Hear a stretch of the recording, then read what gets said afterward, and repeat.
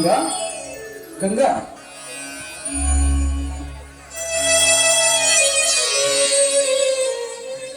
ಅಲ್ಲ ಇನ್ನು ಆಗ ಕರ್ಕೊಂಡು ಹೊರಕ್ಕೆ ಹೋಗಿಲ್ಲವೇ? ಇಲ್ಲ ರೀ, ಈಗ ಸದ್ಯ ಹೋಗ್ಬಿಡ್ತೀನಿ. ಇಲ್ಲ ಶೇಂಗಾದ ಬೆಲ್ಲ ಬಂದಿದೆ, ನಾನೇ ಆಗ ಕರ್ಕೊಂಡು ಮೇಲೆ ಹೊರಕ್ಕೆ ಹೋಗ್ತೀನಿ. ನೀನು ಬಂದಿದ್ದೆ ಏನು ಆಗ್ಲೇ ಶೇಂಗಾದ ಬೆಲ್ ತೇರ್ಕೊಂಡು ಬಂದ್ರ? ಹೌದು ಗಂಗಾ, ಈ ಸಲ ಶೇಂಗಾದ ಬಿಲ್ಲು 10,000 ರೂಪಾಯಿ ಆಗಿತ್ತು. ಆದರೆ ಮಾರ್ಕೆಟ್ನಲ್ಲಿ ದಲ್ಲಾಳಿಗಳ ಕಚ್ಚಾಟಕ್ಕೆ ಅದೆಲ್ಲ ಸುಳುವಾಗಿ ಮತ್ತೆ 8,000 ಆಯಿತು. ಅದು ಮೊದಲನೇ ಅಡ್ವಾನ್ಸ್, ಅವ್ರ ಕಮಿಷನ್ ಎಲ್ಲ ಕೊಟ್ಟು ಕೇವಲ 4,000 ರೂಪಾಯಿ ಮಾತ್ರ ಉಳಿತು. ಈ ಭೂಮಿ ತಾಯಿ ಬೆಳೆದು ಹಣದ ಹೊಳೆ ಹರಿಸಿದ್ರು ಸಹಿತ ಈ ರೈತರಿಗೆ ಸಿಗುವುದು ಬರೀ ಕಣ್ಣೀರೇ.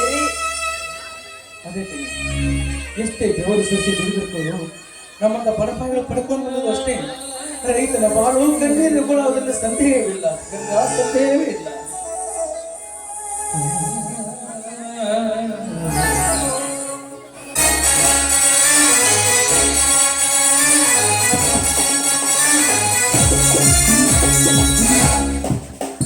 ಅಣ್ಣ, ಅತ್ತಿಗೆ, ಶಕ್ತಿ ಇವರಪ್ಪ ಹೆಣ್ಮಗಳು. ಇವಳು ಚಂದ್ರುವಿನ ಮಗಳು ಯಮುನಾ ಅಂತ. ಇವಳ ತಂದೆ ಯಾವುದೋ ಒಂದು ಕೊಲೆ ಕಿವಾಡಕ್ಕೆ ಬಲಿಯಾಗಿ ಸತ್ತು ಹೋಗಿಬಿಟ್ಟ. ಚಂದ್ರುವಿನ ಕೊಲೆ ಐತಿ. ಕೊಲೆ ಅಷ್ಟೇ ಯಾಕಣ್ಣ, ಇವಳ ಆಸ್ತಿ ಕೂಡ ರುದ್ರೇಗೌಡರ ಸೊತ್ತಾಗಿ ಹೋಗಿದೆ. ಅಸಹಾಯಕ ಸ್ಥಿತಿಯಲ್ಲಿ ನೆರವಿ ಬರುತ್ತಿರುವ ಈ ಹೆಣ್ಣಿಗೆ ಆಶ್ರಯ ಕೊಟ್ಟು ನಾನೇ ಇವಳ ಬಾಯಿಗೆ ಜ್ಯೋತಿಯಾಗಬೇಕೆಂದು ಕರೆದುಕೊಂಡು ಬಂದಿದ್ದೇನೆ. ಇದಕ್ಕೆ ತಮ್ಮಿಬ್ಬರ ಅನುಮತಿ ಇದ್ದರೆ ನಮ್ಮಿಬ್ಬರಿಗೂ ಆಶೀರ್ವಾದ ಮಾಡಬೇಕು.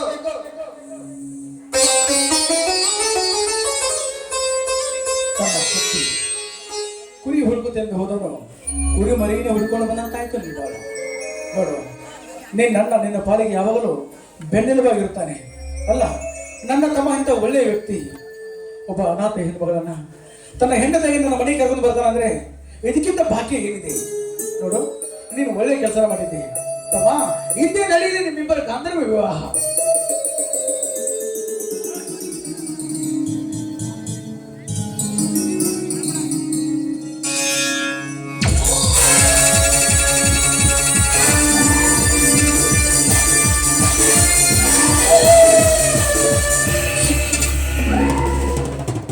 ಏನೋ ಕಾರ್ಯಕ್ರಮ ಹಮ್ಮಿಕೊಂಡಿದ್ರೆ ಶಿವಶಕ್ತಿಯರ ಬಳಗ. ಏನಿಲ್ಲ, ಬನ್ನಿ ಗೌಡ್ರೆ, ಬನ್ನಿ ಕೂತ್ಕೊ, ಬನ್ನಿ.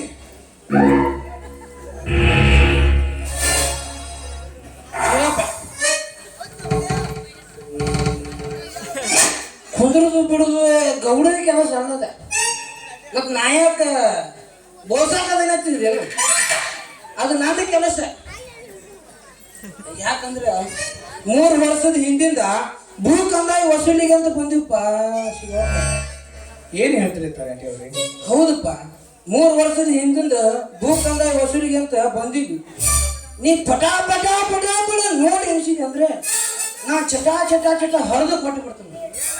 ತಲಾಟಿ ಅವ್ರೆ, ಹೊಲಪಾಳೆ, ಮಣಿಪಾಳೆ, ಗರಬಾಡ ಯಾವುದೂ ಬಾಕಿ ಉಳಿದಿಲ್ಲ. ನಾ ಪ್ರತಿ ವರ್ಷ ಕಡ್ತಾರೆ ಬಂದಿದ್ದೀನಿ. ಇದ್ರ ನೀವು ಸುಳ್ಳು ಹೇಳ್ತಾ ಇದ್ರ ತಲಾಟಿ ಅವ್ರೆ, ಸುಳ್ಳು ಹೇಳ್ತಾ ಇದ್ರ. ಅಲ್ಲ, ಸೂರ್ಯ ಹೇಳಿದ್ರೆ ನಾನು ಕುಂಡಿ ಕಡಿತೀರಿ ಅಲ್ಲ. ಶಿವಪ್ಪ, ಇಲ್ಲಿ ನೋಡಿದ್ರ 3 ವರ್ಷದ ಹಿಂದಿಂದ ನಿಮ್ಮ ಅಣ್ಣತಮ್ಮರ ಬಾಕಿ ನಿಂತೈತಿ. ಮತ್ತ ನಿಮ್ಮ ಅಣ್ಣತಮ್ಮರ ಜನತೆಲ್ಲ ಸೇರಿ ಕಸರು ಮುಸುರು ಹೇಗೆ ನಿಮ್ಮ ಅಪ್ಪನ ಹೆಸರಲ್ಲಿ 15,000 ಕಂತು ಬಾಕಿ ಐತಿಪ್ಪ. ನಾ ಯಾಕೆ ಸುಳ್ಳು ಹೇಳಿ? ನಮ್ಮ ಗೌಡನ ಕೇಳ್ಬೇಕ್ರ, ನಾ ಸುಳ್ಳು ಹೇಳಿದ್ರೆ. ಹೌದು ಶಿವಪ್ಪ, ಕಟಬಾಕಿ ಇದ್ದಿದ್ದು ನಿಜ. ಮೇಲಿಂದ ಇವರಿಗೆ ಒತ್ತಡ ಹಾಕಿದ್ದಾರೆ. ಆದ ಕಾರಣ ಎಲ್ಲರೂ ಸೇರಿ ಹಣ ವಸೂಲಿಗೆ ಬಂದಿದ್ದೇವೆ. ಸುಮ್ಮನೆ ಹಣ ಕಟ್ಟಿಬಿಡಿ. ಗೌಡ್ರೆ, ಪ್ರತಿ ವರ್ಷ ನಾವು ಹಣ ತುಂಬಿದ್ದೇವೆ ಅಂದ ಮೇಲೆ ಈಗ ನಾವು ಹಣ ಕಟ್ಟೋದಿಲ್ಲ. ಹಣ ಕಟ್ಟುತ್ತಾರೆ, ಕಟ್ಟಿ ಹಾಕಬೇಕಾಗುತ್ತದೆ. ನಮ್ಮನ್ನು ಕಟ್ಟುವಾಗಲೇ ದುಡ್ಡಾಗಿ ಮಾತನಾಡಕ್ಕೆ ನೀನೇನು ತಲಾಟಿ ಕೈಲಿರುವ ಅಲಿಕಾರಣ. 77ಗೆ ರೈತರ ಅಧ್ಯಕ್ಷನಾದ ನನಗೆ ಹದ್ದು ಮೀರಿ ಮಾತನಾಡಿದರೆ ನಮಗೆ ತಿಟ್ಟಿಗೆ ನಮ್ಮ ಮೇಲೆ ಅಧಿಕಾರ ನಡೆಸಲಿಕ್ಕೆ ನೀನೇನು ತಾಲೂಕು ಸಿಬ್ಬಂದಲ್ಲ. ಹೆಚ್ಚಿಗೆ ಮಾತನಾಡ ನಿನ್ನ ಎದುರು ಶಬ್ದ ನಾಡ್ತಿದ್ಯಾ ಮಗನೇ? ಎಷ್ಟು ಸತ್ತು ಬಂದಿದೆ ನಿನಗೆ? ಗೌಡ್ರೆ ಬಾಯಿ ಬಿಗಿ ಹಿಡಿದು ಮಾತನಾಡ್ರಿ. ನಮ್ಮ ಮನೆ ಅನ್ನ ತಿಂದ ಬೆಳೆದ್ರು ಈ ದೇಹಕ್ಕ ಸಕ್ಕಿನ ಬಗ್ಗೆ ಮಾತಾಡೋದಕ್ಕೆ ನೀನೇ ನಮ್ಮ ಅಪ್ಪನ ರಕ್ತಕ್ಕೆ ಹುಟ್ಟಿದವನಲ್ಲ. ಇದು ನಮ್ಮ ಮನೆ ಅನ್ನ ತಿಂದ ಬೆಳೆದಿರುವ ದೇಹ. ನಿನ್ನ ಮನೆ ಅನ್ನ ತಿಂದ ಬೆಳೆದಿರುವ ದೇಹ.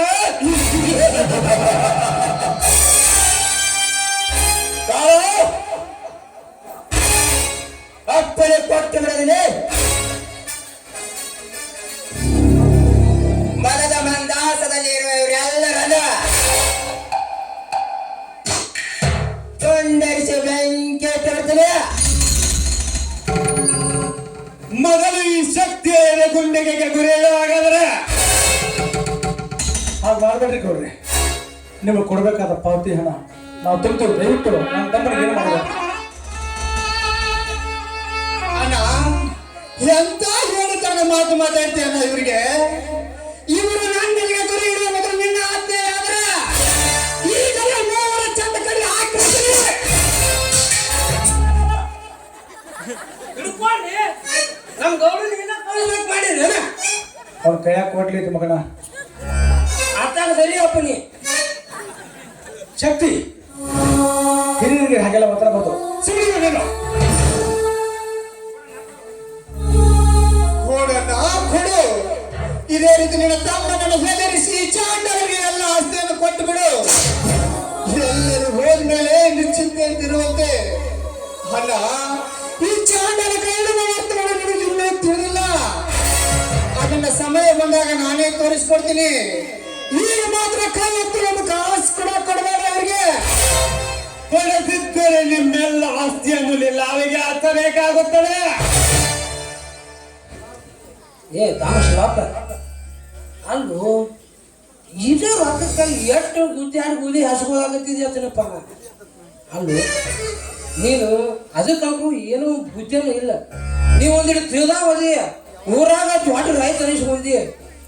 ಅವನ ಜೋಡಿ ನೀ ಸೇರಿ ಹುಚ್ಚ ಆದಿ ಅಂದ್ರೆ ಮತ್ತೆ ನಮ್ಮನ್ನು ಹುಚ್ಚನು ಮಾಡ್ತಿ. ಅಲ್ಲಪ್ಪ ಶಿವಪ್ಪ ಇವಾಗ ತೆಲಿಗೆ ತಪ್ಪ ಎಣ್ಣೆ ಹಚ್ಚಿ ಗಸ ತಿಕ್ಕಿ ತೆಗೆದ್ರು ಒಂದು ಬಟ್ಲು ರಸ ಬರಂಗಿಲ್ಲ. ಎಷ್ಟು ಕಿಸಿದು ಮಾತಾಡ್ತಾನೋ ಇವ.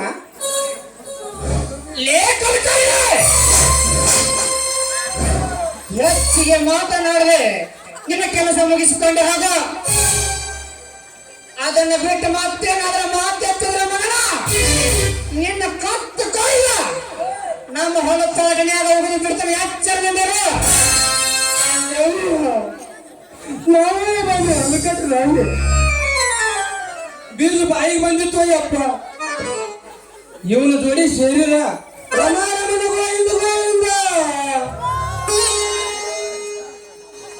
ಕುಲಕರ್ಣಿ ಅವ್ರೆ ಅವನ ಜೊತೆ ಏನ್ ಮಾಡ್ತೀರಿ? ನಾನು ಕೊಡ್ತೀನಿ, ತುಂಬೋದ್ಬಿಡಿ.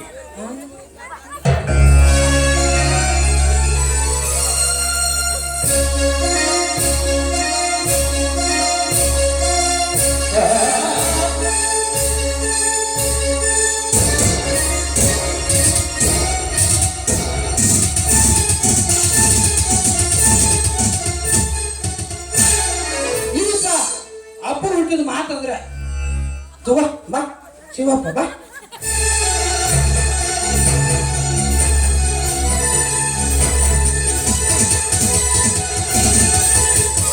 ವ್ಯಾಪಾರ ಮಾಡಿಟ್ಟು ಮತ್ತೊಂದು ಸಲ ಬಂದಾಗ ತಿಂಡಿಗೆ ಕುಲಕರ್ಣಿ ಅವ್ರೆ ನಿಮ್ಮ ಅರ್ಧ ರೂಪಾಯಿನ ಕೆಳಗೆ ಬಿದ್ದೋದು ತಗೋರಿ. ಕೆಲಸ ಮಾಡಕ್ ಬಿದ್ದೈತಿ ಅದನ್ನ ಬಾಡಿಗೆ ಅಯ್ಯಪ್ಪ. ಒಂದು ಬಿದ್ರ ಒಂದು ಹೇಳ್ತೈತಿ, ಒಂದು ಯಾವ್ದ್ರ ಒಂದು ಬೀಳ್ತೈತಿ. ಗೌಡ್ರ ನಮ್ಮ ಕೆಲಸ ಮುಗಿತ್ರಿ ನಡೀರಿ ಹೋಗ್ರಿ.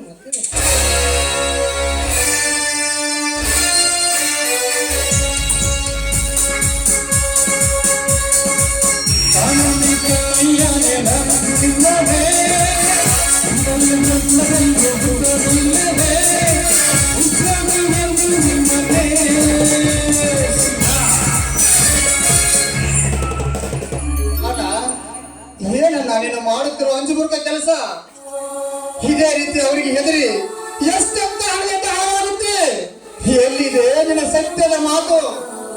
ತಮ್ಮ ಸಿಟ್ಟು ತಂದವರಿಗೆ ಶಾಂತಿ ಪರವರಿ ಅಂತ ಹೇಳ್ತಾರೆ. ಈ ಊರಿಗೆ ನಗರ ಮೂಲಿದ್ರೆ ಆ ನೀಚ ಗೌಡರು ಅಂಥವ್ರನ್ನ ಎದುರಾಕೊಂಡು ಬಾಳೋಕ್ಕಿಂತ ಸಮಯ ಸಂದರ್ಭ ಬಂದಾಗ ತೀರುವುದೇ ಒಳ್ಳೆಯದು. ಯಾಕಂದ್ರೆ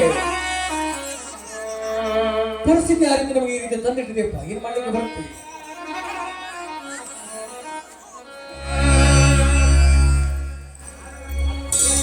ಮನೆ ಅಂದ್ರೆ ಏನ್ರಿ? ಹೌದಪ್ಪ, ನಮ್ಮದೇ ಮನೆ. ಯಾಕೆ ಬರ್ಬೇಕಾದ ಬಾಕಿ ಬರೋದಿತ್ತು, ಅದಕ್ಕೆ ಬಂದೆ. ಅಂದ್ರೆ ಅಂದ್ರೆ ಅಂದ್ರೆ ಏನ್ ಹೇಳಿದ್ರಿ ನಿಮಗ? ಕೈಯಾಗ ಬುಕ್ಕ ನಾ ಡ್ರೆಸ್ ನೋಡಿದ್ರ ಗೊತ್ತಾಗುದಿಲ್ಲವೇ? ನಾನು ನಿಮ್ಮ ಮಂಡಳಿಗೆ ಹೊಸದಾಗಿ ಬಂದಿರುವ ವಸೂಲಿ ಕ್ಲಾರ್ಕ್. ಈಗ ನೀವು ನಿಮ್ಮ ಮನೆಯ ಬಡ್ಡಿ ಬಾಕಿಯನ್ನು ವಸೂಲಿ ಮಾಡೋದಕ್ಕೆ ಬಂದಿದ್ದೇನೆ. ಏನ್ ಹೇಳ್ತಾ ಇದ್ರಿ ಸಾಹೇಬ್ರೆ? ನಾವೆಲ್ಲ ಪಾಲಿನ ತುಂಬಿದ್ದೇವೆ, ಇದರಲ್ಲಿ ಏನೋ ಮೋಸ ಇದೆ. ತಮ್ಮ ಮೋಸ ಮಾಡಕ್ಕ ನಾಯನ ಪಂಚಾಯತಿ ಪಂಚಪ್ಪ ಅಲ್ಲ, ಸುತ್ತ ಕುರುಬ ಅಪ್ಪಟ ರಾಯಣ್ಣನ ಭಕ್ತ ಅದೀನಿ. ನೀವು ತುಂಬುತ್ತಾ ಬಂದಿರೋ ಹಣವನ್ನು ಮೊದಲಿನವರು ಎತ್ತಿ ಹಾಕಿದರೆ ನಾ ಏನ್ ಮಾಡ್ಲಿ? ಈಗ ಮಾತ್ರ ನೀವು 800 ಕೊಟ್ಟು ಪಾವತಿಯನ್ನು ಪಡೆದುಕೋ. ಮಾರುತೇಶ, ಹನುಮಾನ, ಪವನ ಸುತ, ಅಂಜನಿ ಪುತ್ರ, ಈ ರೀತಿ ಮೇಲಿನ ಮೇಲೆ ಪಟ್ಟು ಕೊಡುತ್ತಾ ಹೋದರೆ ಹೇಗೆ ಬದುಕಬೇಕು ಈ ರೈತ?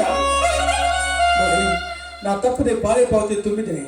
ಬೇಕಾದ್ರೆ ಒಂದ್ ನಿಮಿಷ ನಿಲ್ಲಿ, ಆ ಪಾವತಿ ತಗೊಂಡ್ಬರ್ತೀನಿ.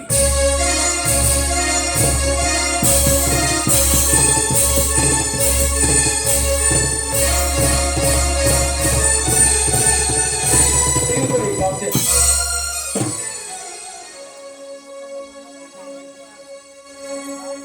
ನೀವು ನಮ್ಮ ಮಣ್ಣನ ಪಾವತಿ ಅಲ್ಲ ಶಿವಶಕ್ತಿ ಅವರೇ,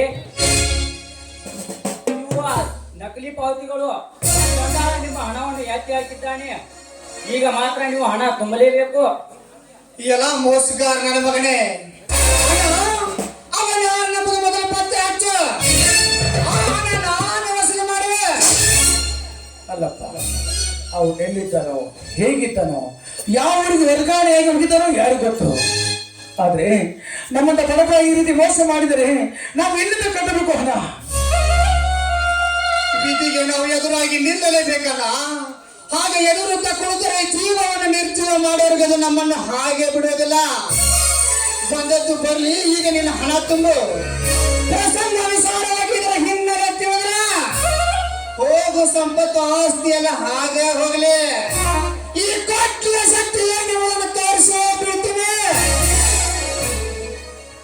ಆಯ್ತಪ್ಪ, ತೆಗೆದುಕೊಳ್ಳಿ ಮಾನವ. ಆಯ್ತು, ಈ ಪಾವತಿಯನ್ನ ಕಾಯ್ದಿರಿಸಿ ನಾನು ಬರ್ತೀನಿ. ಆಯ್ತಪ್ಪ, ಹೋಗ್ಬನ್ನಿ.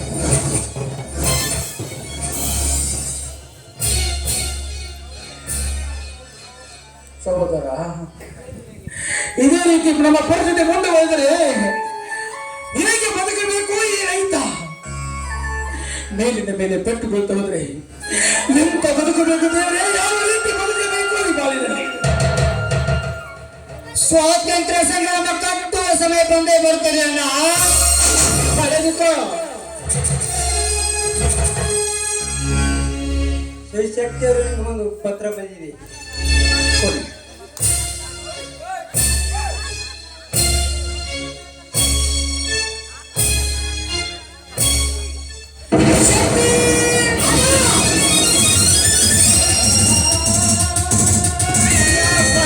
ಏನಾಯ್ತು ನಿಮಗೆ? ಹೊತ್ತಿಗೆ ಒಂದು ಗ್ಲಾಸ್ ನೀರು ತಂದ್ರಿ. ಮಾವಿಗೆ ಏನಾಯ್ತು ನೋಡ್ರಿ.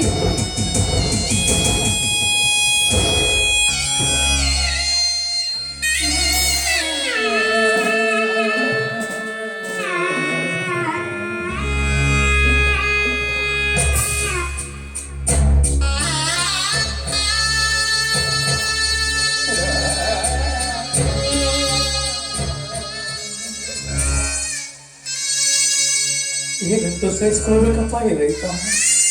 ಯಾವ ರೀತಿ ಸಹಿಸ್ಕೊಳ್ಬೇಕು?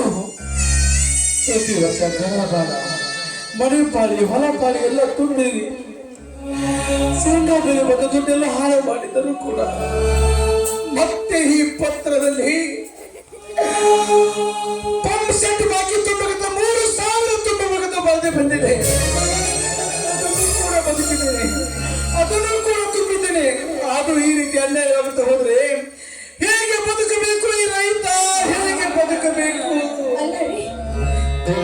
ಬಾರ್ದು ತುಂಬಿ ಈಗ ಮತ್ತೆ ಬಂದಿದ್ಯಾ. ಈಗ ಇನ್ ಮುಂದೆ ಏನ್ ಮಾಡುದ್ರಿ ನಾವು? ದಿಕ್ಕಿ ತೋಚದಂತಾಗಿದೆ ಕಡೆ, ದಿಕ್ಕಿ ತೋಚದಂತಾಗಿದೆ. ಬರ ಸಿಡಿಲು ಬರೆದಂತಾಗಿದೆ ಈ ರೈತರ ಬಾಳು. ಅತ್ತ ತಡ ಸೇರಿದೆ, ಇತ್ತ ಗುರಿ ಮುಟ್ಟದೆ, ನಡುವು ನೀರಲ್ಲಿ ಮುಳುಗುವಂತಾಗಿದೆ ತಂದೆ, ಮುಳುಗುವಂತಾಗಿದೆ.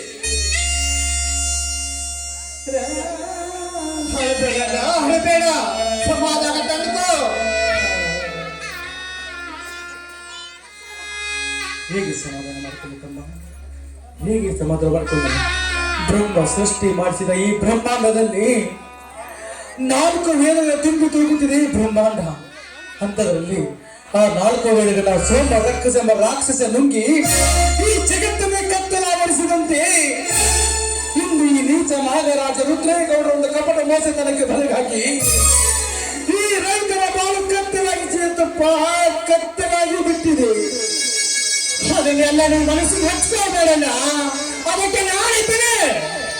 4 ವೇದಗಳನ್ನು ಪಚ್ಚುಕೊಂಡು ನೀರಿನ ಬಳಿ ಮುಳುಗಿದ ಸೋಮ ರಾಕ್ಷಸನಿಗೆ ಆ ಹರಿನಾರಾಯಣ ಮಚ್ಚ ಅವತಾರ ತಾಳೆ ಆ ರಾಕ್ಷಸನ ಗಂಗೆ ಕೊಂಡು ಲಂಕೆ ಸೃಷ್ಟಿ ನಡೆಸಿದಂತೆ ಆ ಲಂಚಕೋರ ಚಾಂಡಾಲರನ್ನ ಕೊಂದು ಈ ಜಗತ್ತಿನ ತಂದೆ ಅನ್ನದಾತ ರೈತನೊಬ್ಬನೇ ಎನ್ನದಿದ್ದರೆ ನಾನು ನಿನ್ನ ಸಹೋದರನಲ್ಲೇ ತಿಳಿ.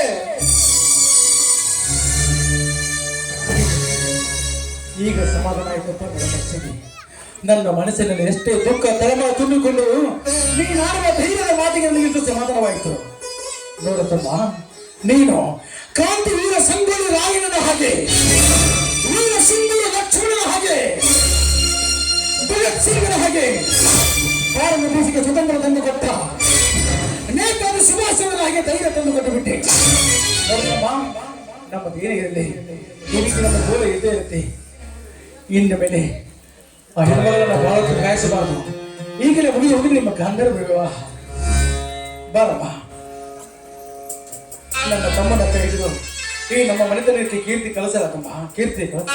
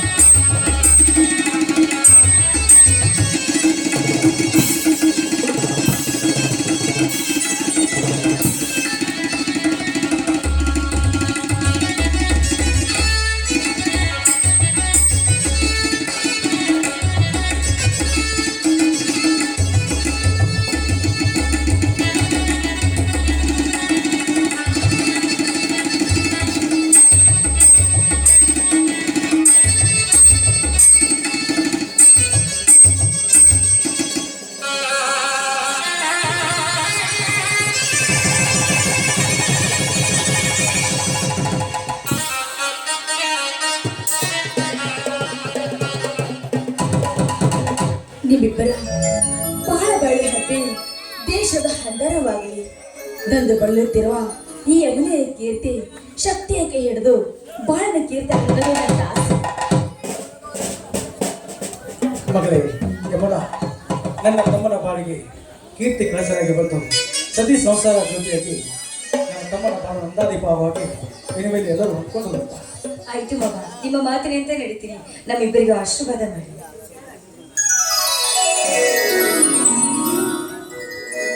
ಹೌದು ತಮ್ಮ, ಎಷ್ಟೊಂದು ರೋಷಾವೇಶದಿಂದ ಹೋರಾಡಿದೆಯಲ್ಲ, ಪ್ರೀತಿಯಿಂದ ನನ್ನ ಸೊಸೆ ಹೆಸರು ಹೇಳಪ್ಪ ನೋಡು. ಒಡಪ್ಪ ಕೇಳ, ಯಾರು ಬಿಡಲ್ಲ. ಯಾಕೆ ನಾಚಿಕೆ ಆಗುತ್ತಾ? ತಂಗಿಗಳು ಮುಂದೆ ಕೂತಾರಂತ ಹೇಳಪ್ಪ. ವೆಂಕಟಾಪುರ ಸಿಂಗ ಕುಲಗೂಡು ಟಾಂಗ. ಆ ವೆಂಕಟಾಪುರ ಸಿಂಗ ಕುಲಗೂಡು ಟಾಂಗದಾಗ ಹಾಕೊಂಡ ಮಾಲಿಪುರ ಸಂತಿಗೆ ಹೋಗ್ತಾಳ ಯಮುನಾ ಅಂತ. ಅಂದ್ರೆ ನಮ್ಮ ಸೊಸೆನ ಸಿಂಗ ಮರ ಕಳ್ಸವಪ್ಪ. ಇರ್ಲಿ ನೀ ಹೇಳಮ್ಮ, ನಿನ್ನ ಗಂಡನ ಹೆಸರಿನ?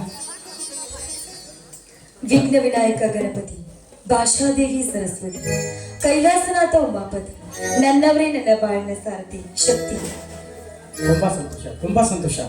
ಈ ಮನೆಗೆ ಶ್ರೀಗಂಧದ ಗೊಂಬೆಯಾಗಿ ಬಂದಿದೀಯಾ. ಹಾಗಾದ್ರೆ ಈ ತುಂಬ ಸಂಸಾರ ನಗರದ ಹಾಡನ್ನು ಪ್ರೇಮಿದ್ದೇನೆ ಹಾಗೆ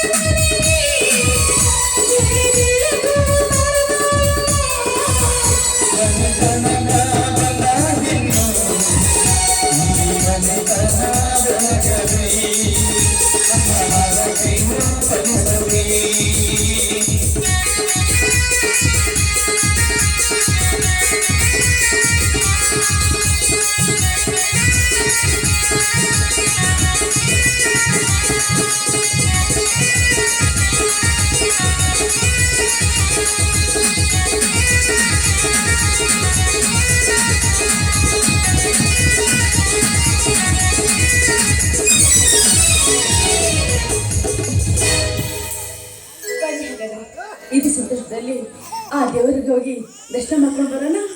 ನಡ್ರಿ ಹೋಗೋಣ.